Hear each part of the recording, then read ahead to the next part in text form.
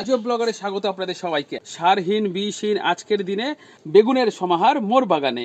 একটা সাদা একটা কালো করে দুই রকমের বেগুন আমি লাগিয়েছি। সাদার প্রোডাকশন তো এখন দেখা নেই, এটা হচ্ছে আমার কালো বেগুন, সারহীন বিষহীন বেগুন।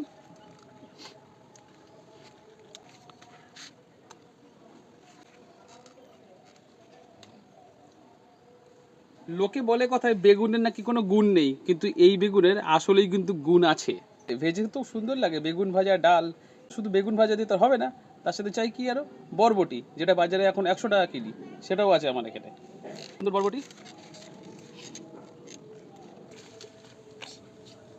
ঠিক এই পরিমাণ বরবটি, অর্গানিক বরবটি।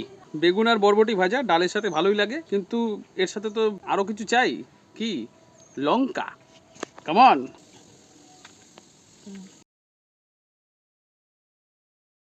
এটি এশিয়ার সর্বশ্রেষ্ঠ ঝাল লঙ্কা। বরবটি ভাজা, বেগুন ভাজা, তার সাথে লঙ্কা, এতগুলো তো খাওয়া যাবে না, একটা লঙ্কাই যথেষ্ট।